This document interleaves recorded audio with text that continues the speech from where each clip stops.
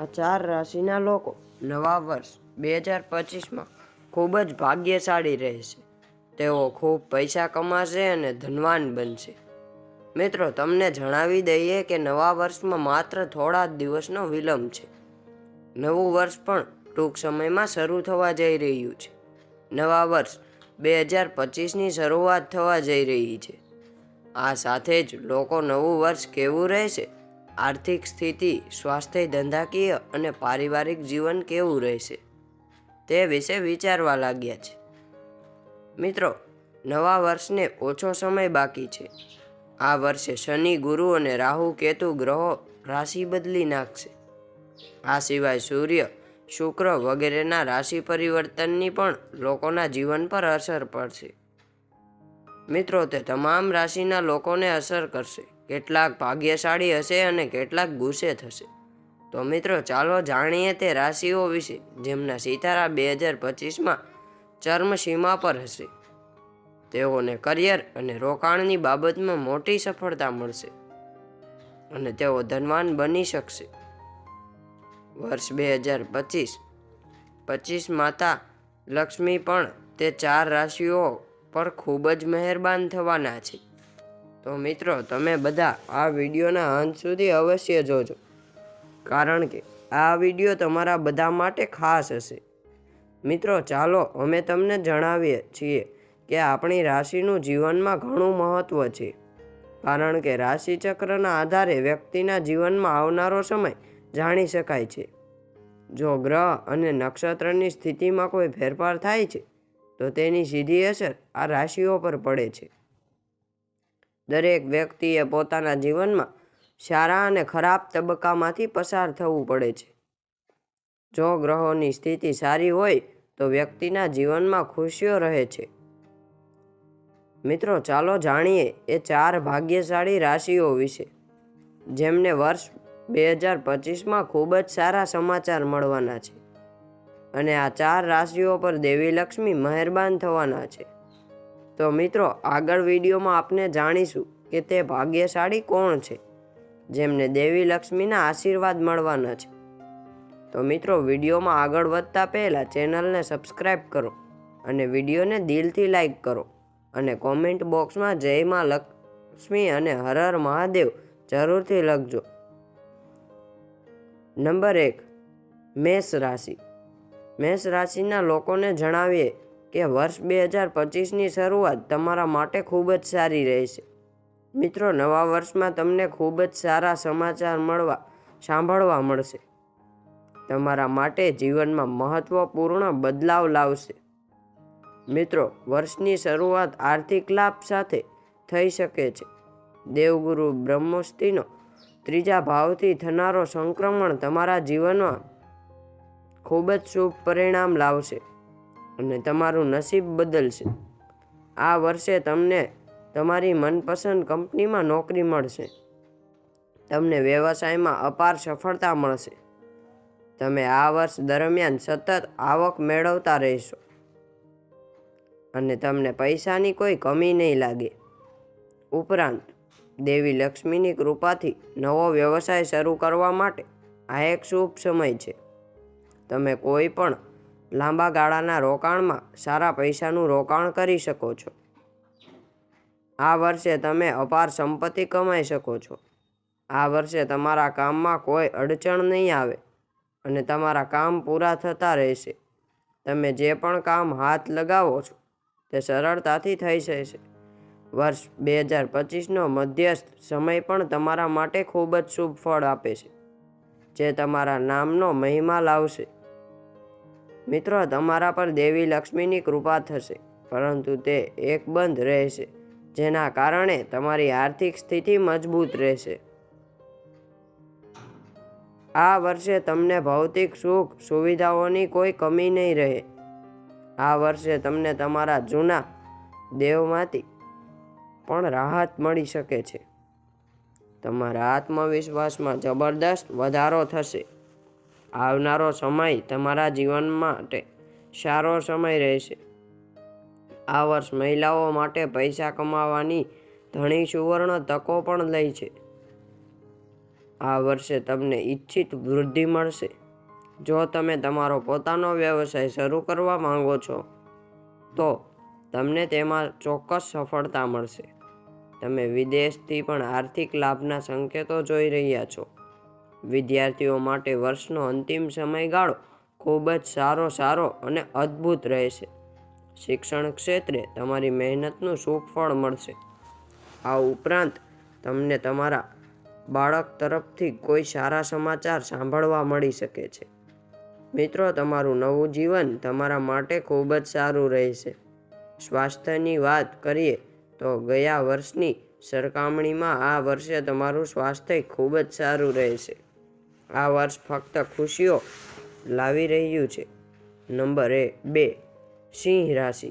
સિંહ રાશિના લોકોને જણાવી દઈએ કે વર્ષ 2025ની શરૂઆતમાં તમારા જીવનમાં માત્ર ખુશીઓ આવવાની છે. મિત્રો, વર્ષ 2025માં ગુરુ અને શનિનું રાશિ પરિવર્તન સિંહ રાશિના લોકો માટે ખૂબ જ ફાયદાકારક છે. સિંહ રાશિના જાતકો ભાગ્યશાળી અને અદ્ભુત સાબિત થશે. ગુરુના રાશિચક્રમાં વર્તનને કારણે તમને સમયાંતરે સુખ મળતું રહેશે. અને અમે તમને એ પણ જણાવી દઈએ કે તમે તમારી કારકિર્દી અને વ્યવસાયમાં નવી ઊંચાઈ પ્રાપ્ત કરવામાં સફળ થશો. ભાગ્ય તમારા સાથમાં રહેશે, જેના કારણે તમારા પ્રત્યેનો વધારે સ્થિર થશે.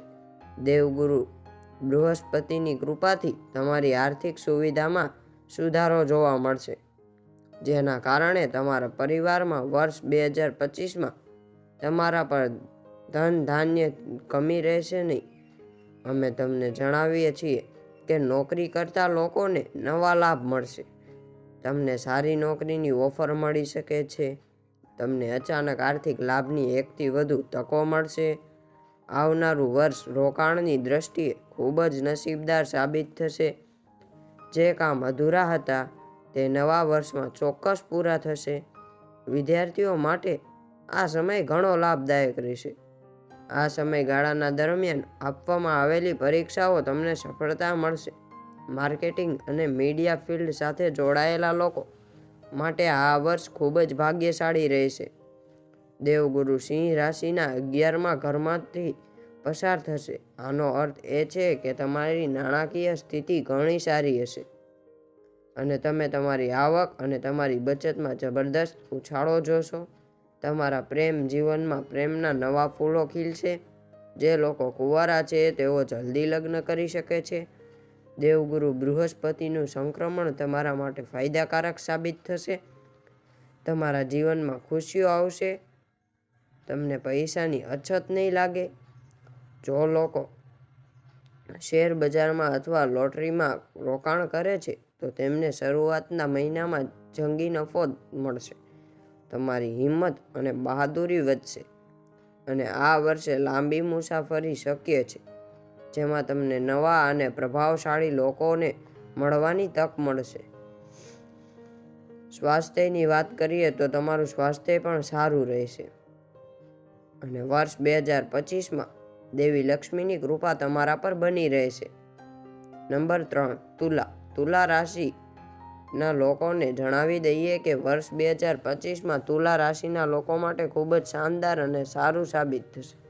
નવા વર્ષમાં તમને ભાગ્યનો પૂરો સાથ મળશે.